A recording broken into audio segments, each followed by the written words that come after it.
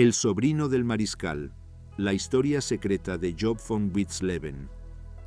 En la madrugada del 9 de abril de 1945, en medio del infierno de Königsberg sitiada, un mayor alemán del Estado Mayor tomó la decisión más peligrosa de su vida. Con una pistola en la mano, obligó al comandante de la guarnición a firmar la rendición de la fortaleza más simbólica del Reich. Pero este no era un acto de cobardía.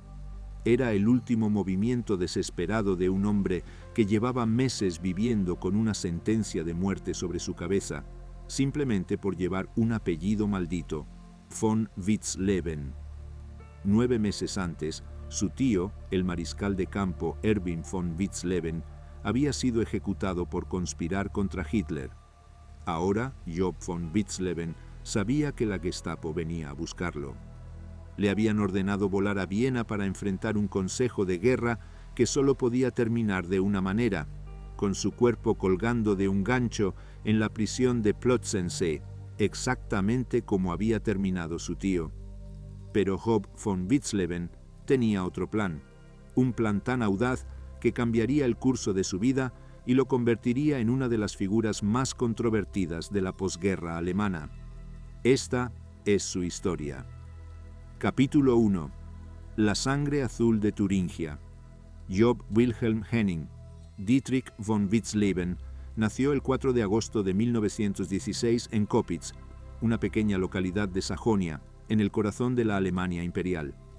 Su llegada al mundo coincidió con uno de los momentos más oscuros de la Primera Guerra Mundial, cuando el imperio alemán se desangraba en las trincheras del frente occidental y la sociedad que sus ancestros habían construido comenzaba a resquebrajarse.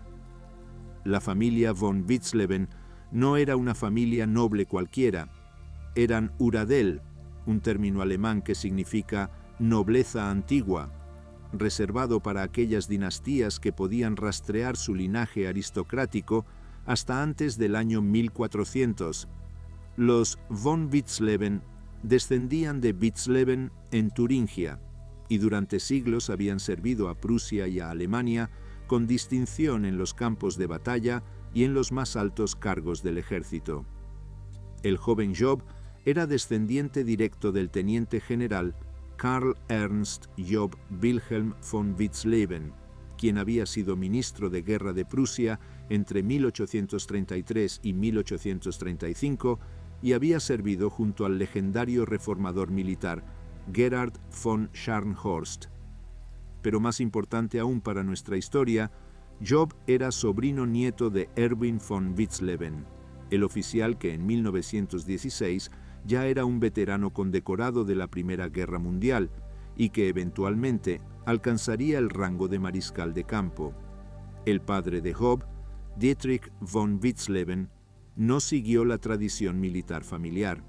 En cambio, eligió una carrera en la administración pública, alcanzando el rango de Oberregierungsrat, un alto funcionario del gobierno. Esta decisión aparentemente modesta tuvo consecuencias profundas para la familia. Mientras que otros von Witzleben continuaban sirviendo en el ejército, Dietrich se dedicó a la burocracia prusiana, asegurando así una vida más estable para su familia en medio de la turbulencia de la República de Weimar. Job creció en Sajonia, una región que había sido el corazón industrial y cultural de Alemania. Recibió su educación en el prestigioso Königin Carola Gymnasium de Leipzig, una institución que combinaba el rigor académico prusiano con una formación humanista. Desde joven, Job mostró una inclinación intelectual que lo distinguía de muchos de sus parientes militares. Mientras que la mayoría de los von Witzleben habían pasado su juventud en academias de cadetes, Job se sumergió en los estudios de historia.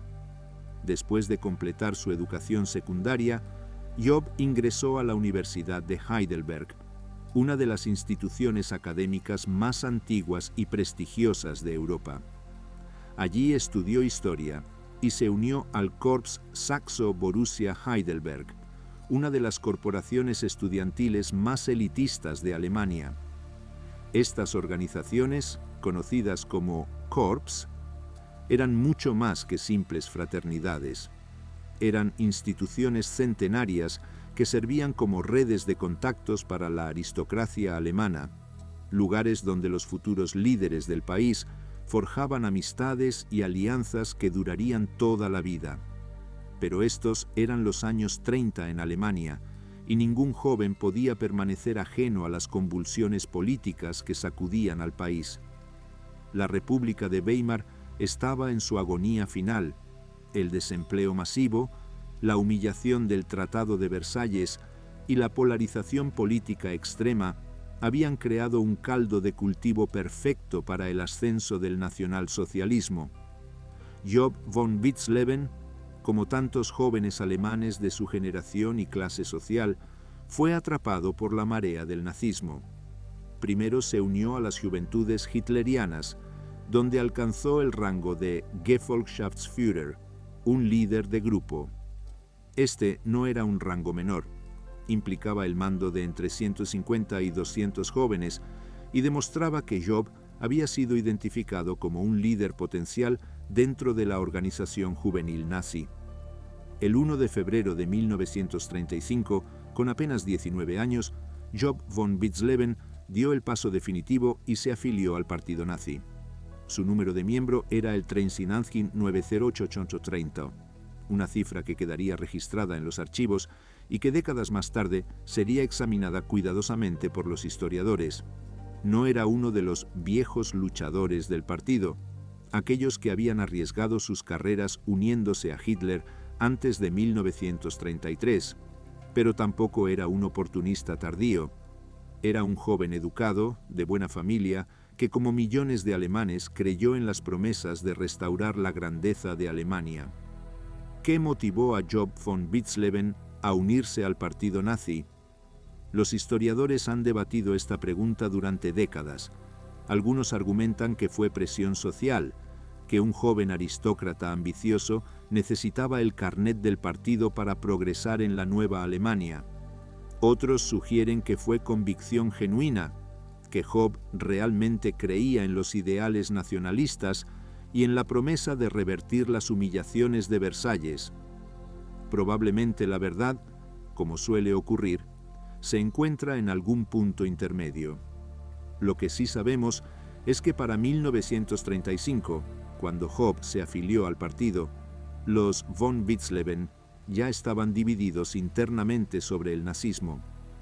Su tío Erwin, el mariscal de campo, ya había comenzado a expresar dudas privadas sobre el régimen, especialmente después de la Noche de los Cuchillos Largos en 1934, cuando Hitler había ordenado el asesinato de Ernst Röhm y decenas de otros miembros de las SA.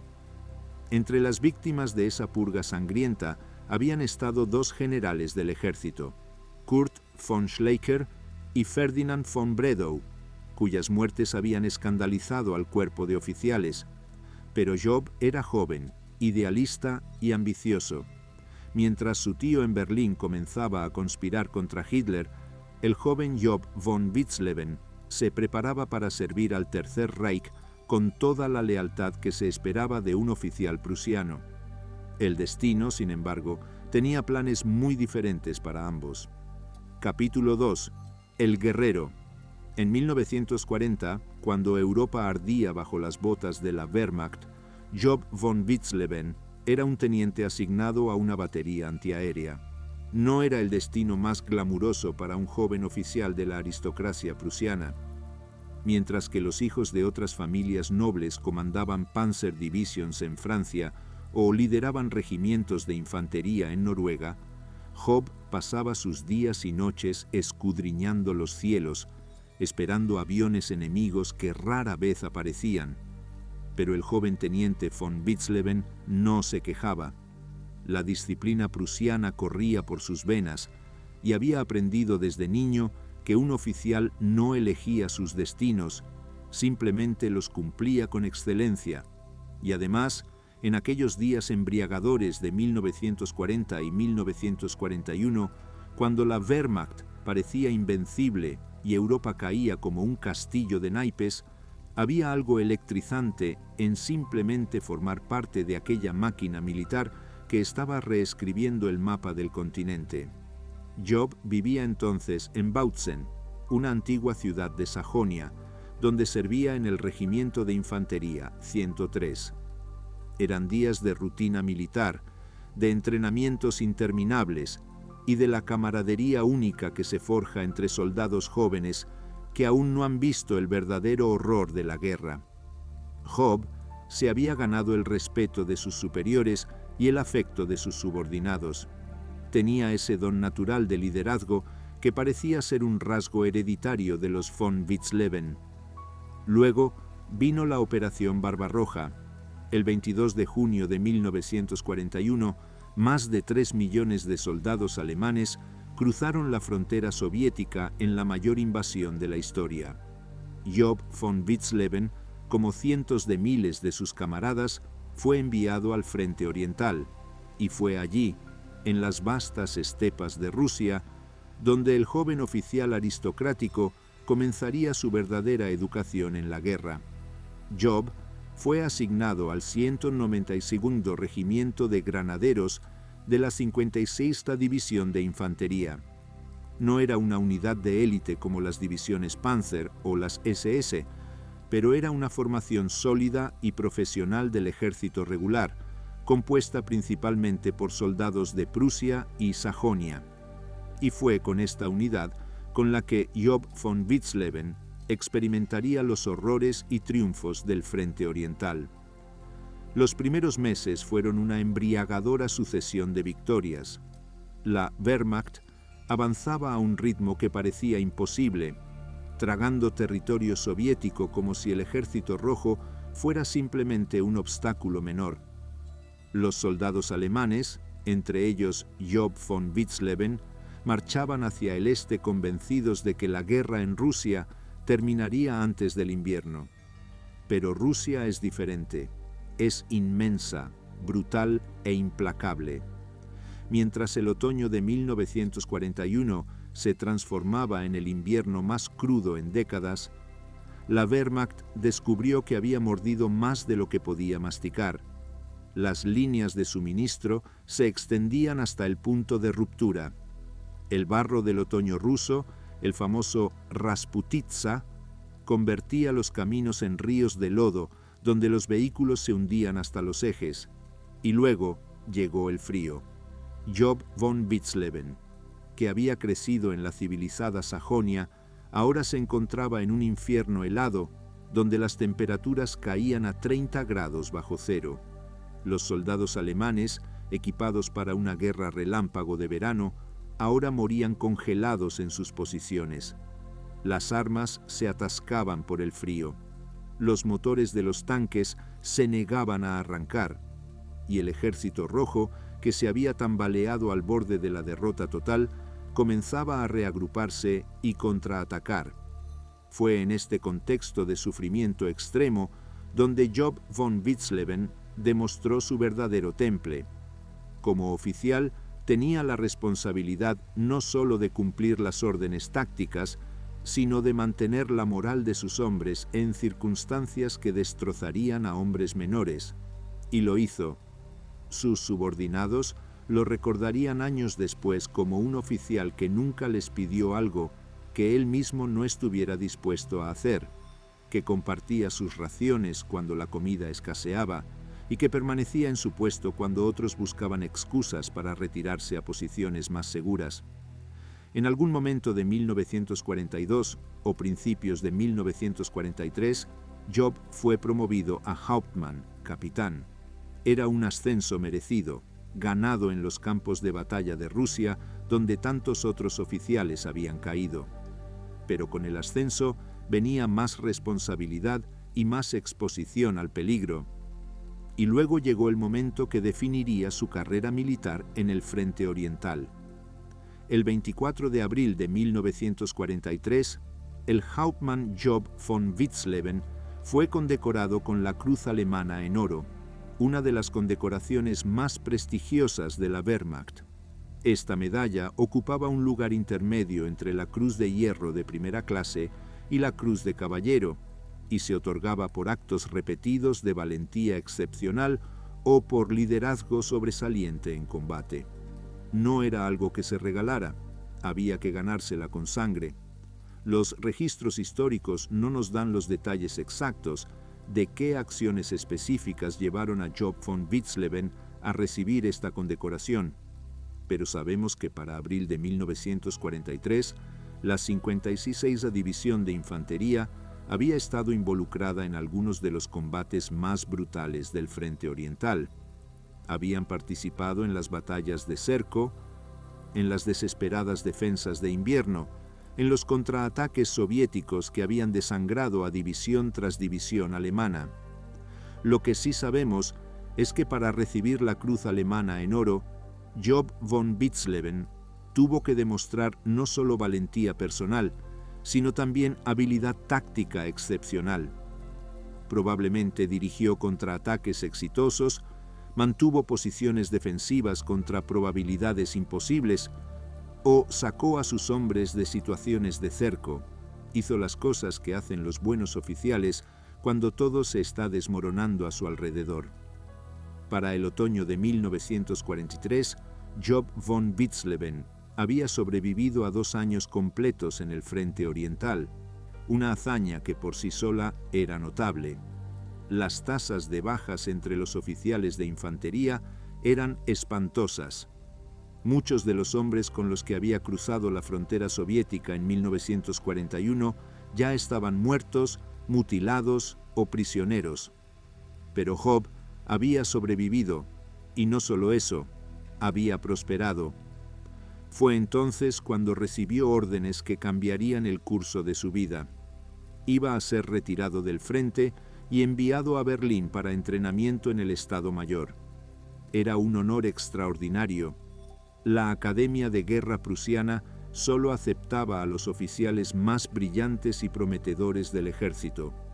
Un oficial de Estado Mayor tenía un futuro brillante asegurado, con la posibilidad de alcanzar los más altos rangos del ejército.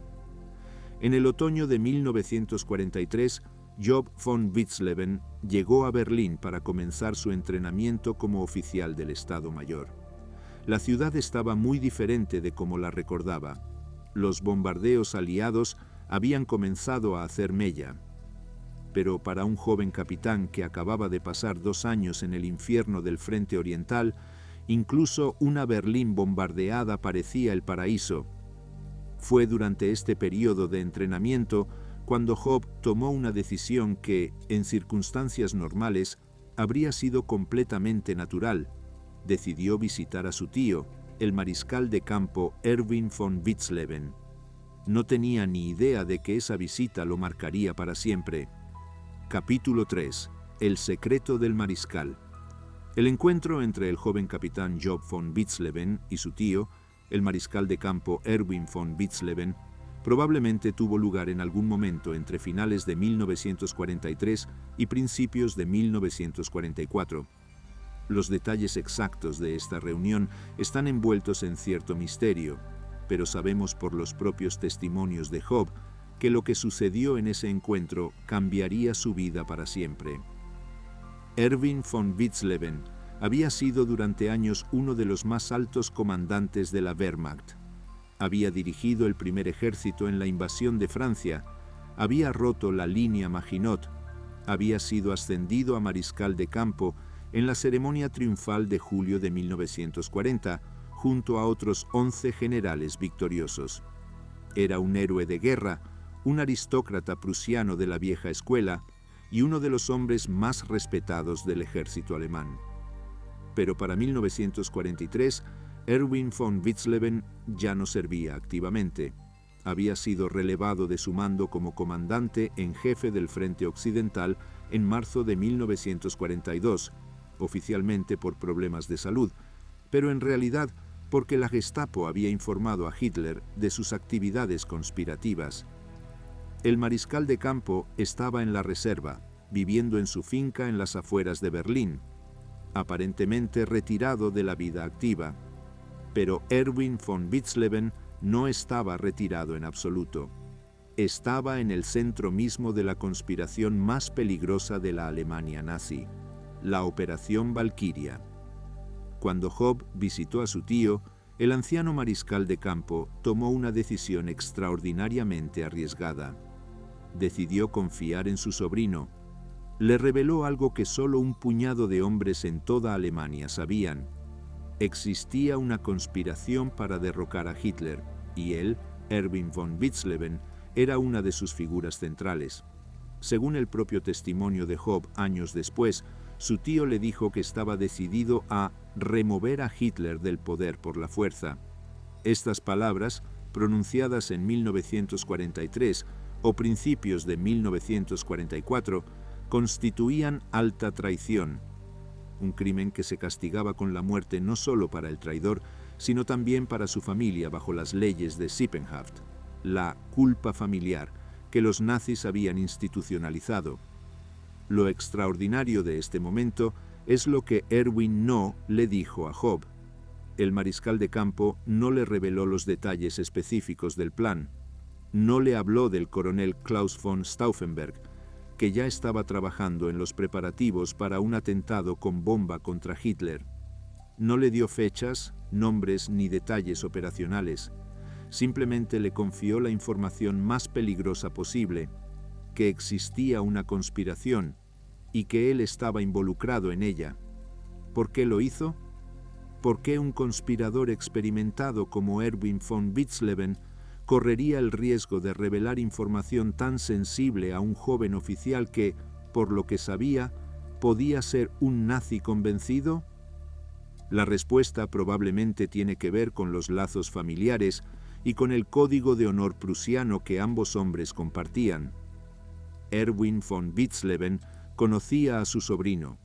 Sabía que Job había sido criado con los mismos valores que él: lealtad, honor, deber. Sabía también que Job había demostrado valentía excepcional en el frente oriental, y quizás, en el fondo, el viejo mariscal de campo sentía la necesidad de compartir su terrible secreto con alguien de su propia sangre. O quizás Erwin von Witzleben estaba reclutando. Quizás vio en su joven sobrino un oficial del Estado Mayor en entrenamiento con acceso potencial a información crítica, un activo valioso para la conspiración. Los historiadores han debatido esta cuestión sin llegar a una conclusión definitiva. Lo que sí sabemos con certeza es lo que Job hizo después de esa conversación. Absolutamente nada. Job von Witzleben no se unió a la conspiración, no ofreció su ayuda, no buscó contactar con otros conspiradores, pero, y esto es crucial, tampoco delató a su tío, no fue a la Gestapo, no informó a sus superiores, simplemente guardó silencio y regresó a sus estudios en la Academia de Guerra. ¿Fue esto cobardía? ¿Prudencia? ¿Lealtad familiar que trascendía la lealtad política? Probablemente fue una mezcla de todo. Job era un oficial joven con una carrera prometedora por delante. Tenía 27 años. Había sobrevivido milagrosamente a 2 años en el frente oriental. Ahora estaba siendo entrenado para el Estado Mayor, un camino que podría llevarlo a los más altos escalones del ejército. ¿Debía arriesgar todo eso por una conspiración que, francamente, tenía pocas posibilidades de éxito? Pero Job tampoco podía traicionar a su tío. Los lazos de sangre eran sagrados para la nobleza prusiana, y más allá de eso, existía un respeto profundo entre el joven capitán y el anciano mariscal de campo. Erwin von Witzleben era un héroe de guerra, un hombre que había dedicado toda su vida al servicio de Alemania. Si él había llegado a la conclusión de que Hitler debía ser removido, debía tener sus razones. Así que Job von Witzleben tomó la decisión de no hacer nada, de mantenerse al margen, de concentrarse en su entrenamiento y su carrera y esperar a ver qué sucedía. En la primavera de 1944, Job completó su entrenamiento en la Academia de Guerra y fue promovido al rango de mayor. Era ahora un oficial del Estado Mayor, parte de la élite intelectual del ejército alemán. Su futuro parecía brillante, y luego llegó el 20 de julio de 1944. Capítulo 4. El día que cambió todo. El 20 de julio de 1944 comenzó como un día caluroso de verano en Prusia Oriental.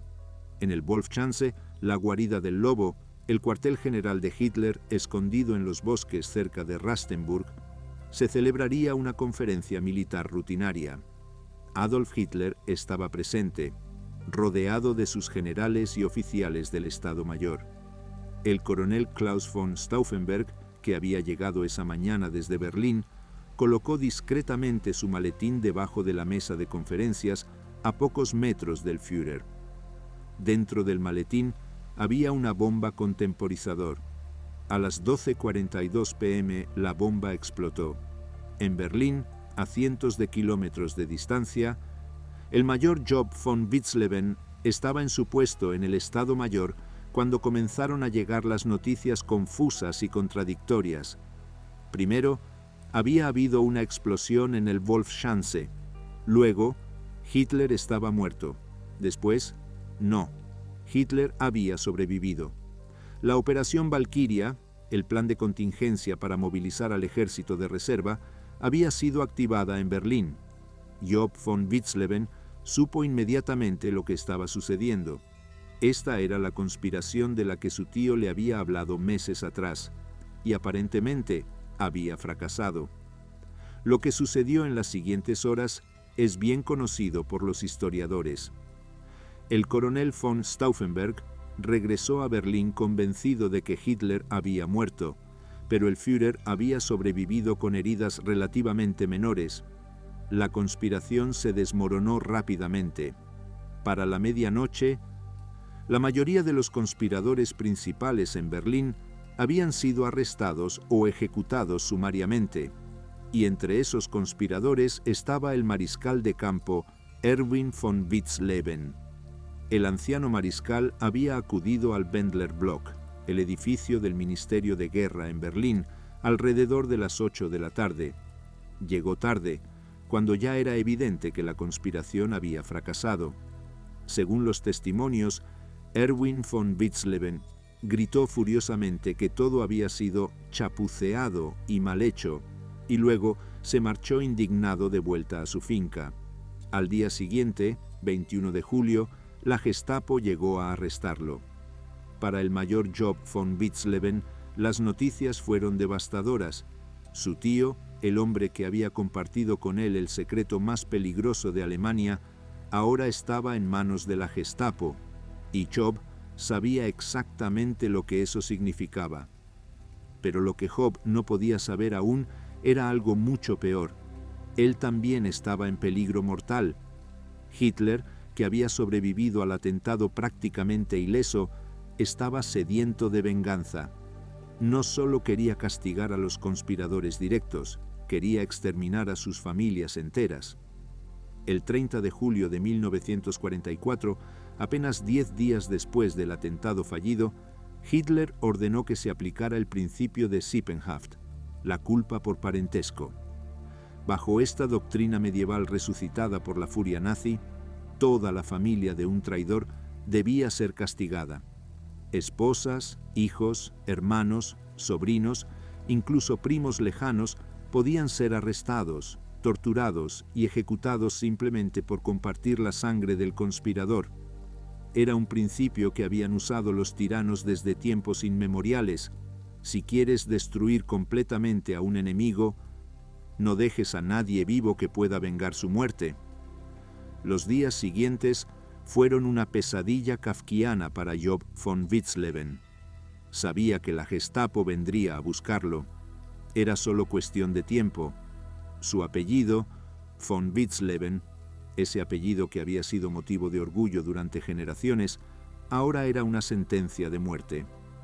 El 7 de agosto de 1944, apenas 18 días después del atentado fallido, el mariscal de campo Erwin von Witzleben fue llevado ante el Tribunal del Pueblo, el infame Volksgerichtshof, presidido por el juez Roland Freisler.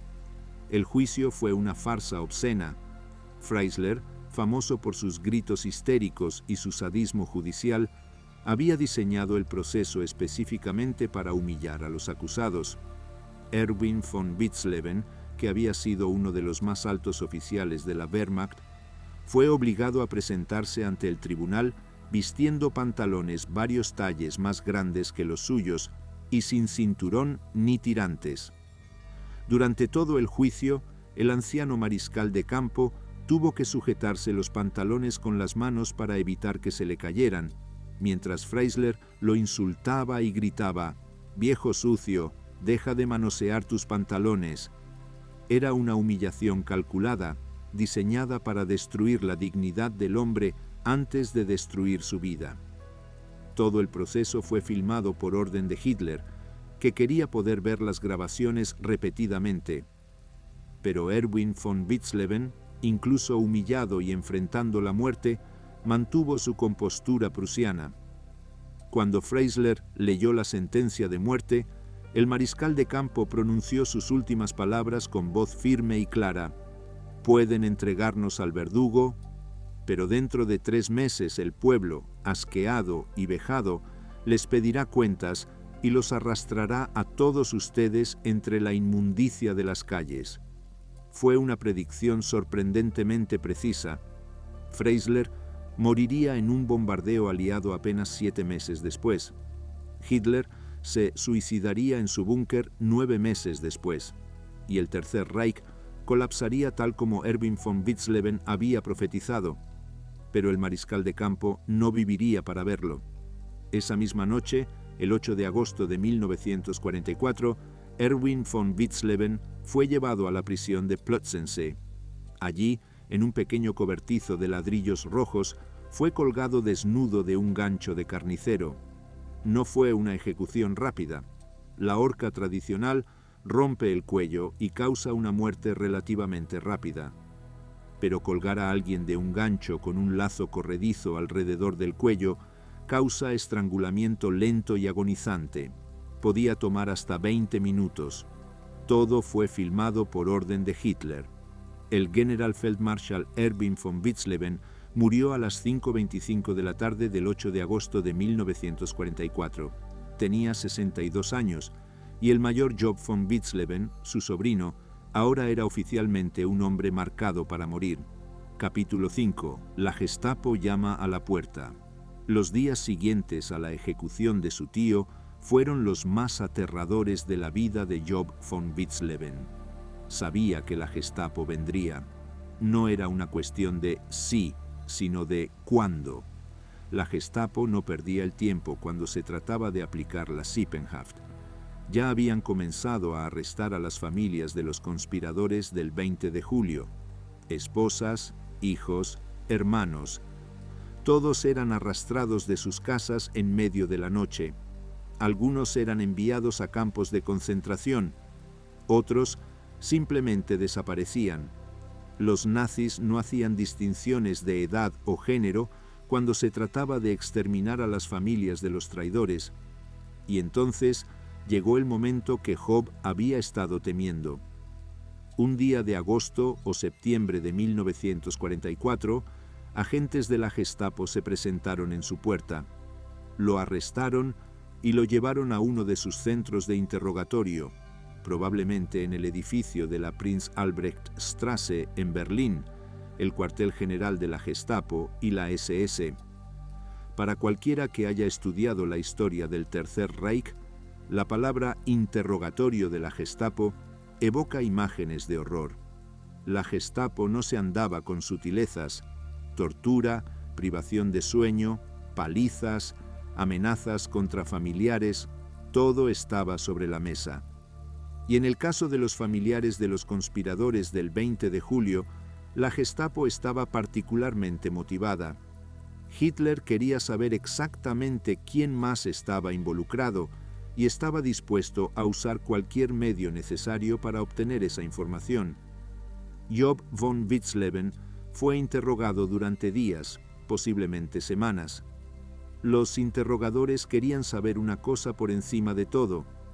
¿Qué sabía sobre la conspiración? ¿Su tío le había revelado detalles? ¿Conocía a otros conspiradores? ¿Había participado de alguna manera?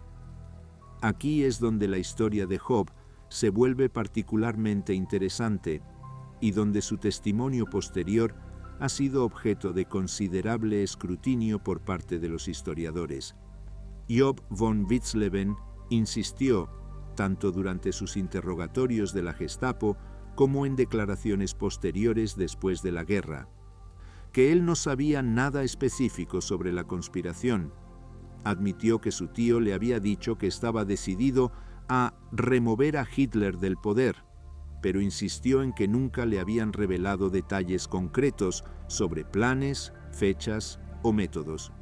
No conocía a Stauffenberg, no sabía sobre la bomba, no estaba involucrado en los preparativos de la Operación Valquiria y, sorprendentemente, la Gestapo le creyó, o quizás no le creyeron, pero no pudieron probar lo contrario.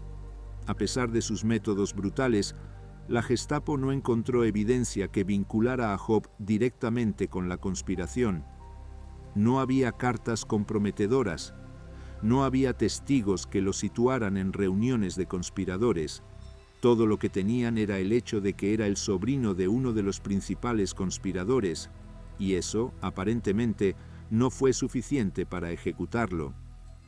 Pero tampoco fue suficiente para liberarlo. Job von Witzleben fue temporalmente dado de baja de la Wehrmacht. Lo despojaron de su rango y lo enviaron a casa. Para todos los efectos prácticos, su carrera militar había terminado. El joven mayor que había soñado con una carrera brillante en el Estado Mayor, ahora era un paria, un hombre cuyo apellido era sinónimo de traición. Pero Job von Witzleben estaba vivo, y en la Alemania de finales de 1944, cuando ser familiar de un conspirador del 20 de julio normalmente significaba una muerte horrible, estar vivo era en sí mismo un pequeño milagro. Sin embargo, este milagro no duraría mucho tiempo. A finales de 1944 o principios de 1945, Job recibió órdenes sorprendentes. A pesar de haber sido dado de baja y a pesar de la nube de sospecha que pesaba sobre él, iba a ser reincorporado al ejército y enviado de vuelta al frente oriental. Para Job, estas órdenes debieron ser devastadoras y aterradoras a la vez. Por un lado, significaban que no iba a ser ejecutado inmediatamente. Por otro lado, las razones detrás de estas órdenes eran perfectamente claras. El régimen nazi le estaba dando una oportunidad de probar su lealtad, muriendo gloriosamente en combate. Era una práctica común con oficiales que habían caído en desgracia. En lugar de ejecutarlos formalmente, lo que podría crear mártires, el régimen los enviaba a las asignaciones más peligrosas del frente, esperando que el enemigo hiciera el trabajo por ellos. Era una forma de ejecución con negación plausible, y así, en febrero de 1945, el mayor Job von Witzleben se encontró de vuelta en el frente oriental, esta vez no como un joven teniente idealista, sino como un oficial marcado cuyo propio gobierno esperaba que muriera. Pero el destino, una vez más, tenía otros planes para Job von Witzleben. Capítulo 6. El calderón de Königsberg.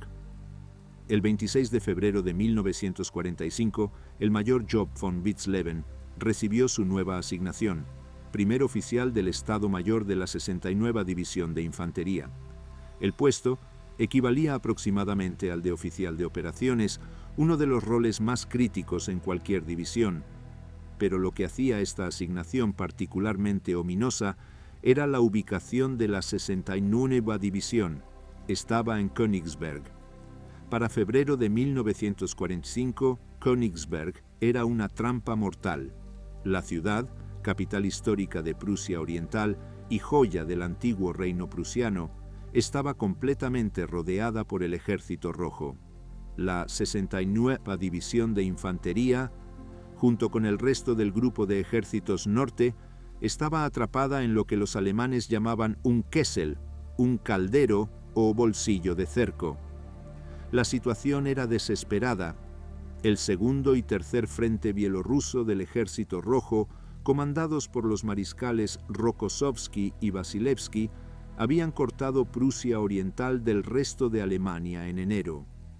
Más de 200.000 soldados alemanes, junto con decenas de miles de civiles que no habían podido evacuar, estaban ahora atrapados en una serie de bolsas aisladas. Königsberg era la más importante de estas bolsas. La ciudad tenía un valor simbólico enorme para ambos bandos. Para los alemanes, era el corazón histórico de Prusia, el lugar donde los reyes de Prusia habían sido coronados, la ciudad de Immanuel Kant. Perder Königsberg sería como perder el alma misma de Prusia. Para los soviéticos, conquistar Königsberg significaba destruir ese símbolo. Stalin quería borrar Prusia del mapa, y Königsberg era el primer paso. Cuando Job von Witzleben llegó a Königsberg en febrero de 1945, la ciudad ya había sufrido enormemente.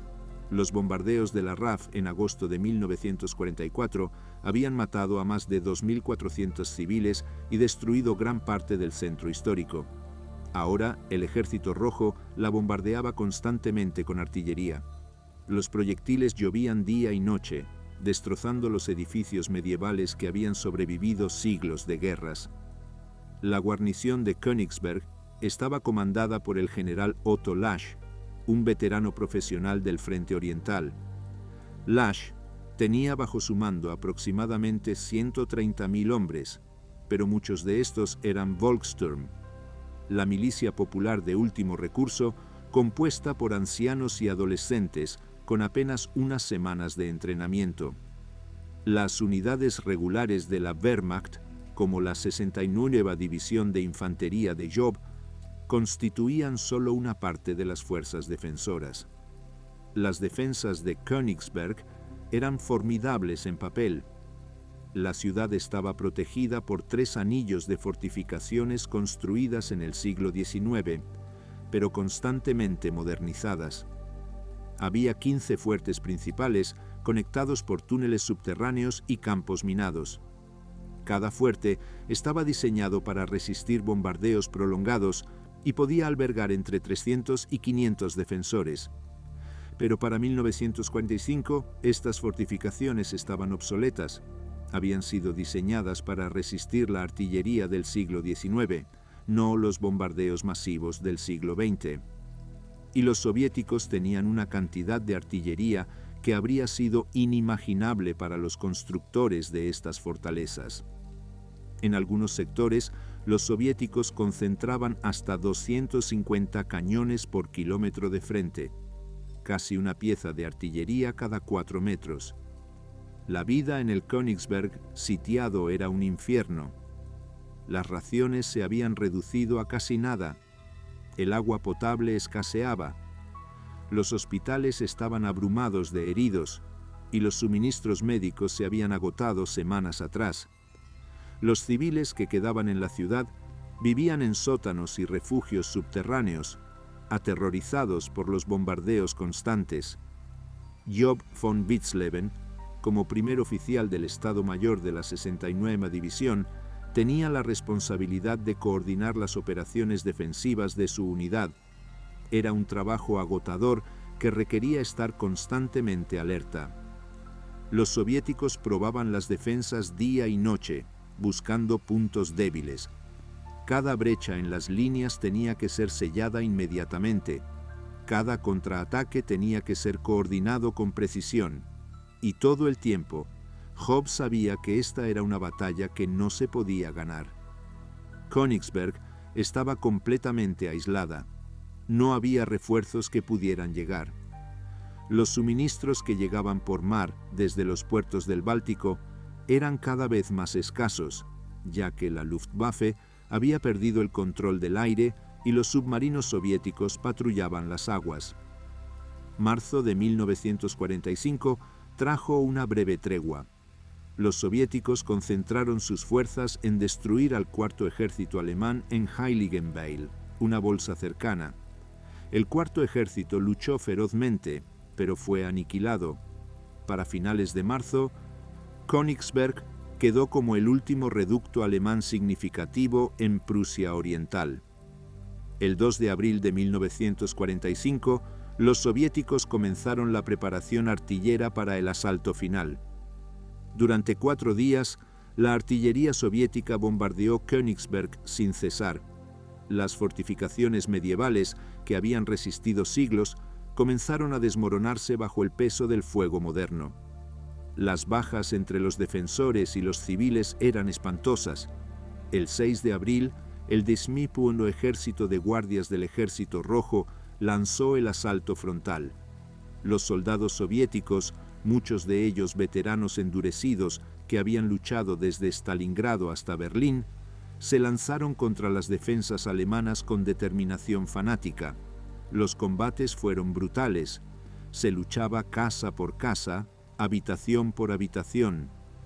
Las calles estrechas del casco antiguo de Königsberg se convirtieron en trampas mortales donde ambos bandos sufrían bajas horribles. Los tanques soviéticos avanzaban lentamente, destruyendo edificio tras edificio. La artillería alemana, hasta donde tenía munición, respondía ferozmente, pero era una lucha desigual. Los soviéticos tenían superioridad numérica abrumadora, superioridad aérea total y un flujo constante de suministros. Los alemanes tenían valor y desesperación, pero poco más. Para el 8 de abril, las líneas defensivas externas habían colapsado. Los soviéticos habían penetrado hasta el centro de la ciudad. El general Lasch, contemplando las ruinas de Königsberg y las crecientes listas de bajas, sabía que la situación era insostenible. Y fue entonces, en medio de este apocalipsis, cuando llegó la noticia que Job von Witzleben había estado temiendo. En los primeros días de abril de 1945, el jefe del Estado Mayor del Cuerpo convocó al mayor Job von Witzleben para una reunión privada. Lo que le dijo debió hacer que la sangre de Job se helara. Había órdenes de sacarlo del bolsillo de Königsberg en avión y enviarlo a Viena para enfrentar un consejo de guerra. Job sabía exactamente lo que eso significaba.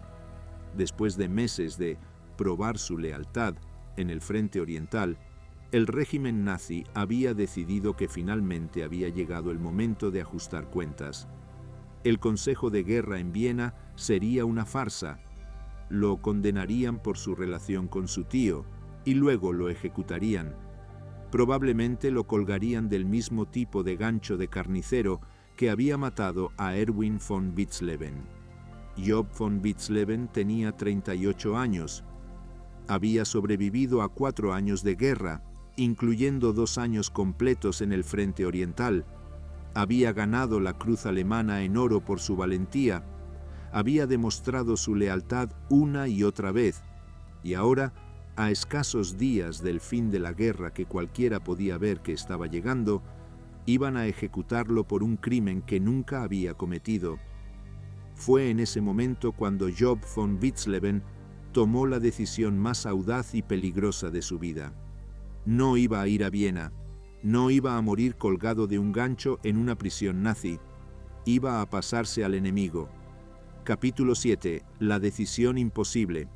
La decisión que Job von Witzleben enfrentaba en los primeros días de abril de 1945 no tenía buenos resultados posibles. Cada opción que contemplaba llevaba a algún tipo de desastre. Si obedecía las órdenes y volaba a Viena, su destino estaba sellado. El Consejo de Guerra sería una farsa, y la ejecución que seguiría sería tanto tortura como castigo. Los nazis no habían perdonado a ninguno de los familiares de los conspiradores del 20 de julio, y no iban a hacer una excepción con él. Si intentaba huir hacia el oeste, hacia las líneas británicas o americanas, las probabilidades de éxito eran mínimas. Königsberg estaba completamente rodeada. No había forma de salir por tierra sin cruzar las líneas soviéticas, y volar hacia el oeste sin órdenes sería deserción, un crimen que se castigaba con ejecución inmediata. Y luego estaba la tercera opción, la más impensable de todas, entregarse a los soviéticos. Para un oficial alemán, especialmente para un aristócrata prusiano educado en el odio y el miedo al bolchevismo, la idea de rendirse voluntariamente a los soviéticos era casi inconcebible.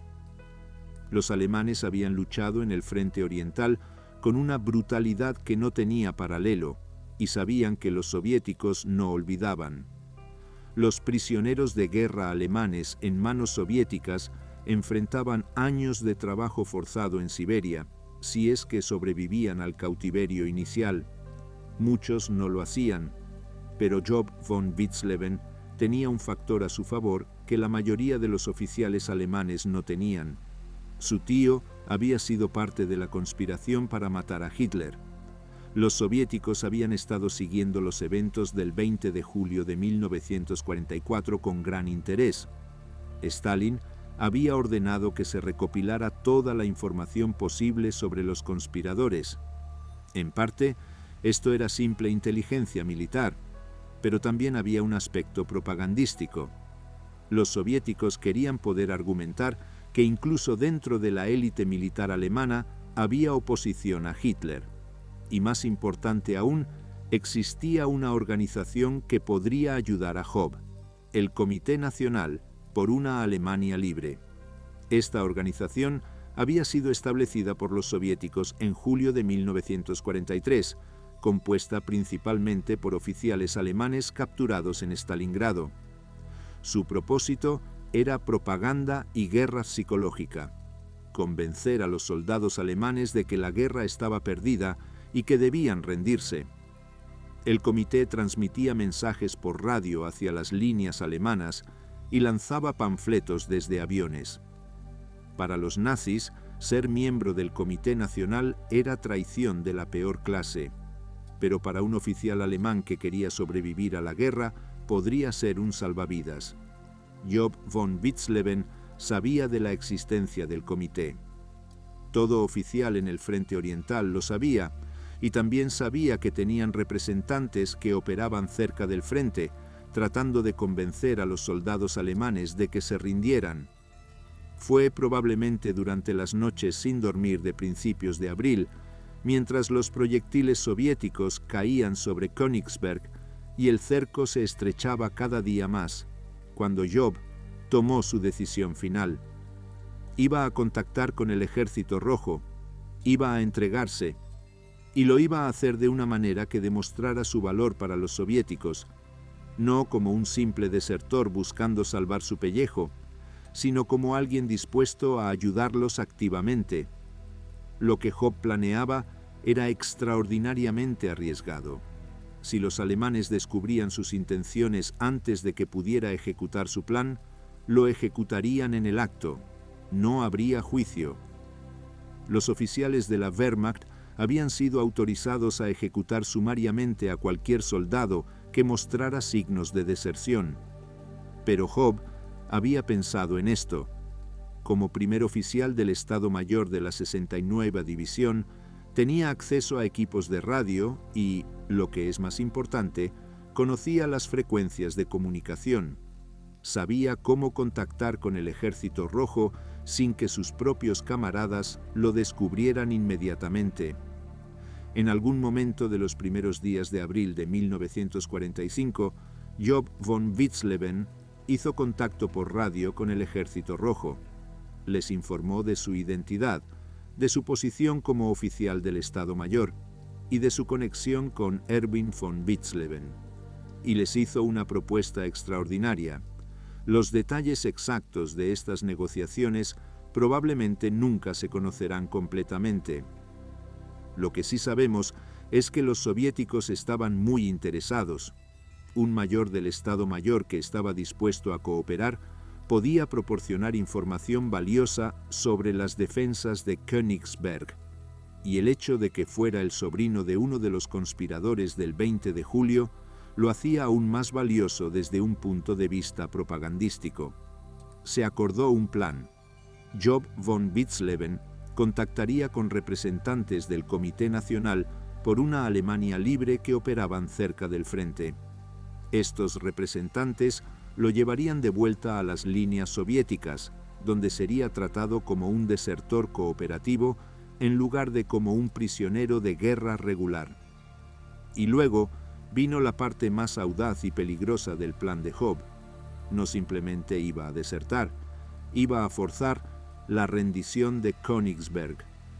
Capítulo 8. El golpe. La mañana del 9 de abril de 1945 amaneció sobre un Königsberg devastado. La artillería soviética había martilleado la ciudad durante toda la noche. Los edificios históricos que habían sobrevivido 800 años de historia prusiana ahora eran montones de escombros. Las calles estaban cubiertas de cadáveres, alemanes y soviéticos mezclados en la democracia de la muerte. El general Otto Lasch, comandante de la guarnición de Königsberg, sabía que la situación era desesperada. Las defensas exteriores habían colapsado. Los soviéticos habían penetrado hasta el centro de la ciudad. Las bajas eran catastróficas. Los suministros de munición se estaban agotando. Los soldados alemanes, exhaustos después de días de combates sin tregua, apenas podían mantenerse en pie. Pero Hitler había dado órdenes explícitas. Königsberg debía ser defendida hasta el último hombre. Lasch sabía lo que les había sucedido a otros comandantes que habían desobedecido órdenes similares. El general Stemmermann, que se había rendido en Cherkasy, había sido ejecutado. El general Paulus había sido degradado después de rendirse en Stalingrado, y esos eran casos de cuando todavía había alguna pretensión de proceso legal. Ahora, en abril de 1945, con el régimen nazi tambaleándose al borde del colapso, las ejecuciones por defeatismo eran sumarias. Pero Lasch también sabía que continuar la lucha era un suicidio sin sentido. Königsberg no podía ser salvada. No había refuerzos que pudieran llegar. Cada hora adicional de resistencia significaba más soldados alemanes muertos, más civiles alemanes muertos y más destrucción de la ciudad. El general Lasch pasó la mañana del 9 de abril en una agonía de indecisión. ¿Debía seguir luchando y condenar a miles de hombres a una muerte inútil? ¿O debía rendirse y enfrentar la ira de Hitler? Fue en medio de esta crisis cuando llegó la noticia que lo cambiaría todo. El mayor Job von Witzleben, primer oficial del Estado Mayor de la 69a División de Infantería, había desaparecido. Y no estaba solo. Había regresado a las líneas alemanas, acompañado por representantes del Comité Nacional por una Alemania libre. Las versiones exactas de lo que sucedió a continuación varían según las fuentes. Algunas cuentan que Job von Witzleben y los representantes soviéticos llegaron directamente al puesto de mando del general Lasch. Otras sugieren que primero fueron al cuartel general de la 69a División y luego subieron por la cadena de mando. Lo que todas las fuentes coinciden es en lo que sucedió cuando Job von Witzleben finalmente se encontró frente al general Lasch. Según los testimonios, Job sacó su pistola y la apuntó directamente al comandante de la guarnición. «Königsberg está perdida», le dijo Job. «Rendirse ahora salvará miles de vidas. Firme la orden de capitulación». Era un motín, era alta traición. Era un acto que, bajo las leyes militares alemanas, merecía ejecución inmediata no solo para Job, sino también para cualquiera que lo apoyara. Pero Job von Witzleben había calculado correctamente la situación. Lasch estaba en una posición imposible. Sí, Job estaba apuntándole con una pistola. Sí, Job estaba acompañado por representantes soviéticos, lo que demostraba que era un traidor. Pero Job también le estaba ofreciendo a Lasch algo invaluable, una excusa. Si Lasch se rendía voluntariamente, Hitler lo consideraría un traidor y su familia sufriría las consecuencias. Pero si Lasch era forzado a rendirse por un oficial alemán que se había pasado al enemigo, entonces técnicamente no era su culpa. Era una distinción sutil, pero en el mundo kafkiano del Tercer Reich agonizante, Tales distinciones podían significar la diferencia entre vida y muerte para las familias de los oficiales. Las fuentes difieren sobre exactamente cómo se desarrolló la escena. Algunos testimonios sugieren que Lash estaba genuinamente bajo amenaza y que Job estaba preparado para disparar si el general se negaba. Otros sugieren que fue más una negociación, con Job argumentando lógicamente por qué la rendición era la única opción sensata. Lo que sabemos con certeza es el resultado. El general Otto Lash firmó la orden de capitulación de Königsberg el 9 de abril de 1945, alrededor del mediodía. La noticia se difundió rápidamente por las líneas alemanas. Algunos oficiales y soldados estaban furiosos, sintiéndose traicionados. Otros estaban simplemente aliviados de que la pesadilla hubiera terminado. Algunos comandantes de fortalezas individuales se negaron a rendirse y continuaron luchando durante algunas horas más, pero para la noche del 9 de abril, los combates en Königsberg habían terminado. Más de 90.000 soldados alemanes se rindieron. Miles de civiles que habían estado atrapados en el infierno del sitio finalmente pudieron salir de sus refugios, aunque el horror que les esperaba bajo ocupación soviética sería terrible por derecho propio. Job von Witzleben había logrado lo imposible.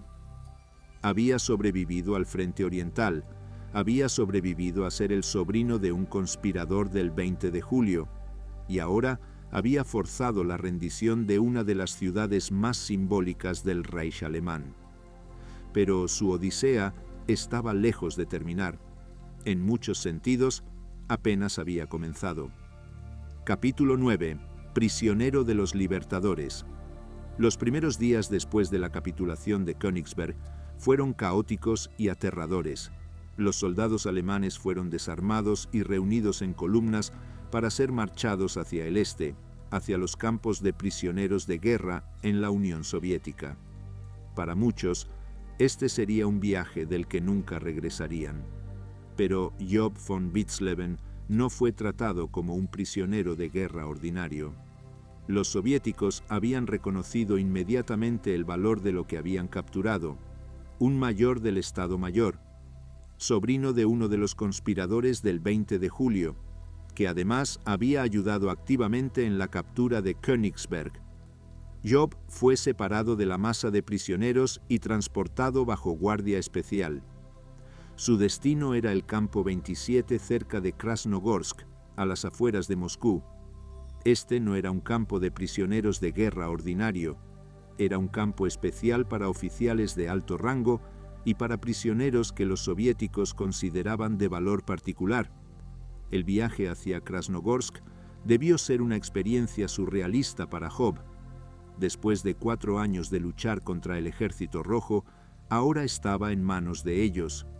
Después de meses viviendo bajo la amenaza constante de ejecución por parte de los nazis, ahora estaba siendo transportado hacia el corazón de la Unión Soviética, el estado que la propaganda nazi había pintado como el enemigo absoluto de la civilización. ¿Qué pasaba por la mente de Job durante este viaje?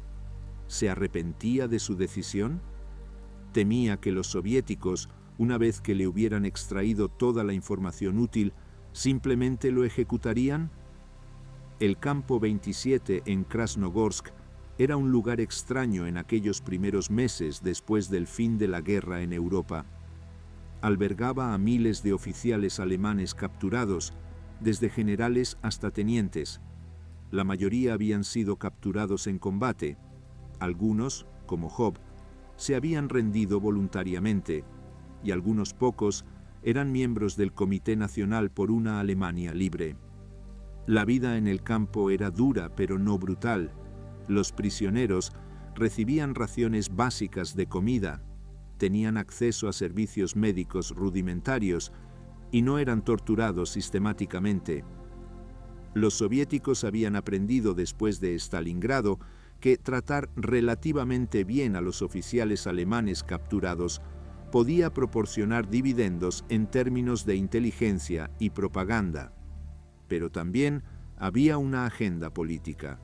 Los soviéticos estaban planeando la creación de una Alemania del Este comunista y necesitaban alemanes que estuvieran dispuestos a cooperar con ese proyecto.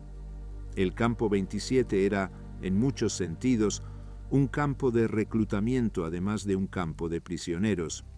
Job von Witzleben, con su educación, su experiencia militar y su conexión con la resistencia anti-Hitler, era exactamente el tipo de persona que los soviéticos estaban buscando, y Job, pragmático como siempre, reconoció la oportunidad cuando la vio.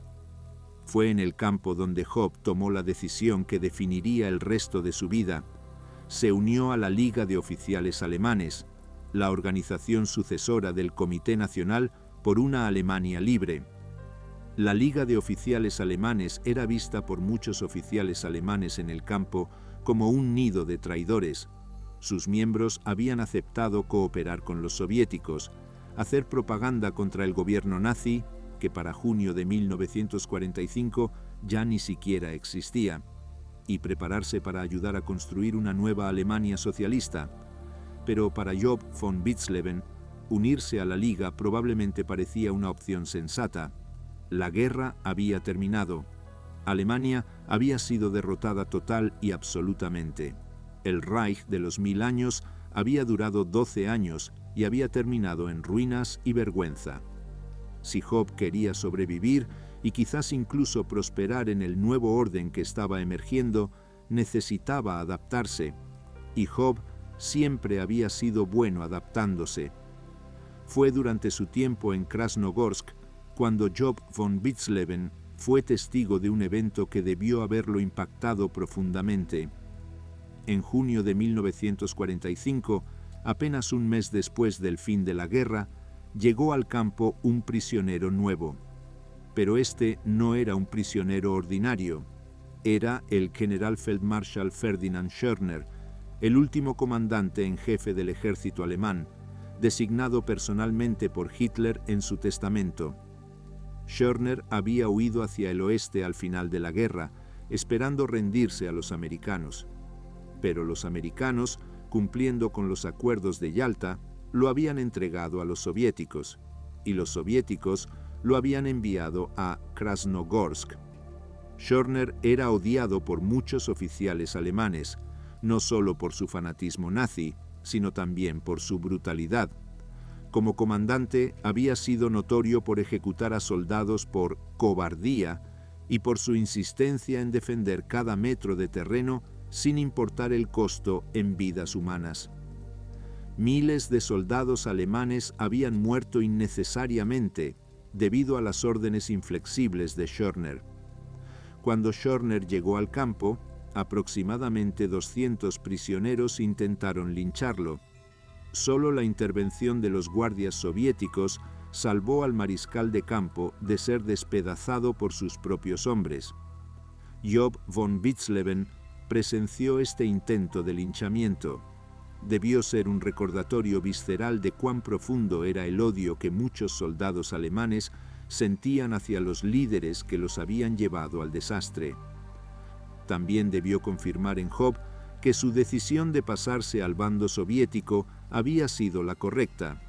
Si se hubiera quedado en el lado alemán y la guerra hubiera continuado unas semanas más, podría haber sido él mismo quien enfrentara la furia de soldados traicionados.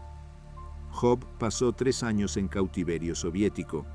No fueron años fáciles, pero tampoco fueron la pesadilla de tortura y muerte que habían sufrido millones de otros prisioneros de guerra alemanes. Los soviéticos reconocían su valor y lo trataban en consecuencia. Durante estos 3 años, Job fue intensivamente reeducado. Los soviéticos tenían programas elaborados para convertir a los prisioneros de guerra alemanes en comunistas convencidos. Incluían clases sobre marxismo-leninismo, discusiones sobre los crímenes del capitalismo y constante propaganda sobre la superioridad del sistema soviético.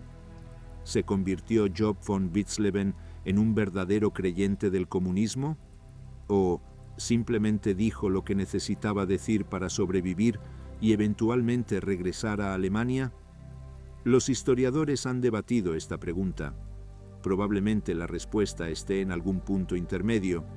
Job era lo suficientemente inteligente como para reconocer las ventajas del sistema soviético sobre el desastre que había sido el Tercer Reich, pero también lo suficientemente pragmático como para entender que la supervivencia requería adaptación. En 1948, 3 años después del final de la guerra, Job von Witzleben finalmente fue liberado del cautiverio. Pero no fue enviado a Alemania Occidental.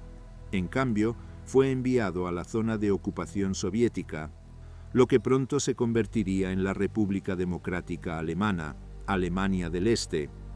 Y fue allí, en la Alemania del Este comunista, donde Job von Witzleben comenzaría su segunda carrera, tan extraordinaria como su primera.